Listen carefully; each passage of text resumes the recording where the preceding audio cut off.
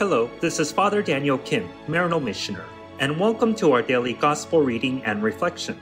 Today's Gospel reading is according to St. Luke, chapter 7, verses 11 to 17. Jesus journeyed to a city called Nain, and his disciples and a large crowd accompanied him.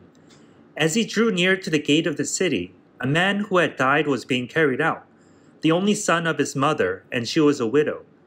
A large crowd from the city was with her. When the Lord saw her, he was moved with pity for her and said to her, "Do not weep." He stepped forward and touched the coffin. At this the bearers halted, and he said, "Young man, I tell you, arise." The dead man sat up and began to speak, and Jesus gave him to his mother. Fear seized them all, and they glorified God, exclaiming, "A great prophet has arisen in our midst, and God who has visited his people." This report about him spread through the whole of Judea and in all the surrounding region. The Gospel of the Lord. Praise to you, O Lord Jesus Christ. Today we hear from the evangelist Luke a profound moment of Jesus' compassion and power. In the town of Nain, he encounters a grieving widow who has lost her only son. Jesus, moved with compassion, commands the dead young man to rise, and he does. This story teaches us that Jesus brings life and hope even in our darkest moments. His compassion knows no bounds. Just as he restored the widow's son, he can revive our spirits and situations.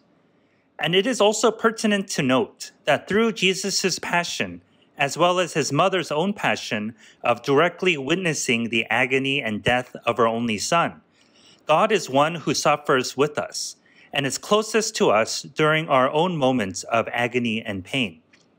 So whether we are suffering due to the loss of a loved one, or our own illnesses or difficult situations, through uniting our pain with that of Christ, God's grace will restore our suffering that gives redemptive life not only to ourselves, but to those around us. Thank you for listening to today's Gospel reading and reflection. Please be sure to tune in again tomorrow. Have a blessed and wonderful day. If you enjoyed today's Gospel reading and reflection, please make sure that you subscribe wherever you're listening to podcasts. Also, if you know somebody who may find value in today's reading, please make sure that you share it with them.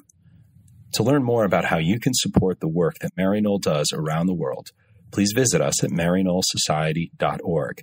And if you're interested in subscribing to our online magazine, please feel free to visit us at maryknollmagazine.org. Thank you once again for spending your time with us today, and God bless.